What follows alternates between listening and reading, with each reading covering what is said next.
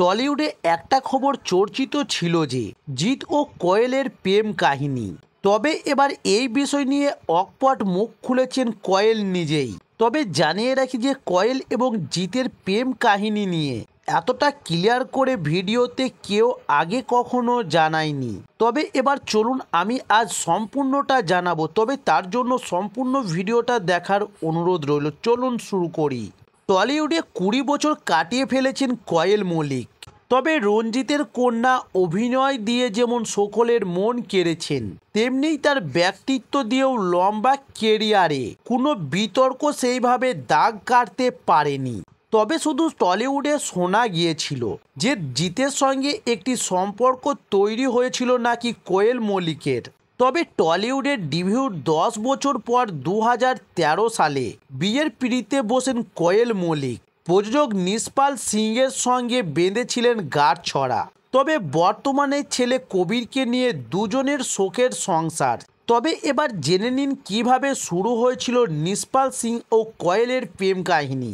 তবে টলিউডে কান পাতলে এই বিষয়ে শোনা যায় যে 1999 সালে রঞ্জিত মল্লিকের কাছে একটি ছবির প্রস্তাব নিয়ে যান নিসপাল সিং, আর তখনই কোয়েলের সঙ্গে হয় প্রথম আলাপ। তবে যদিও তখন তা শুধু আলাপেই আটকে থাকেন দুজনে।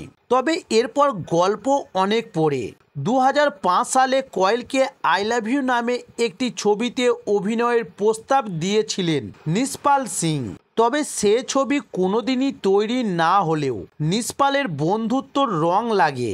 তবে ধীরে ধীরে গভীর সম্পর্কে দানা বাঁধে দুজনের প্রেম। তারপর প্রায় 7 বছর সম্পর্কে থাকার পর দুজনে যান ছাদনাতলাতে। তবে টলিউডে একসময় হিট জুটি ছিল কোয়েল ও জিতের। শোনা যায় নাটের গুরু ছবিতে কাজ করার সময় নাকি কোয়েলকে প্রেমের প্রস্তাব দিয়েছিলেন জিৎ। তবে সেই সময় অভিনেত্রী মানা করে দেন।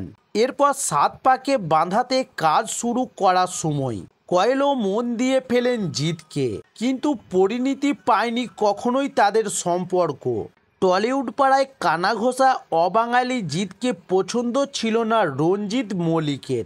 বাবার অমতে সম্পর্ক টেনে নিয়ে যেতে চাননি কোয়েলও, তাই কোয়েল ও জিতের প্রেম কাহিনী সফল হয়নি। তবে এবার কাজের সূত্রে কোয়েলকে এরপর দেখা যাবে এক খুনির সন্ধানে মিতিন মাসিতে, যা পুজোতেই মুক্তি পাওয়ার কথা রয়েছে।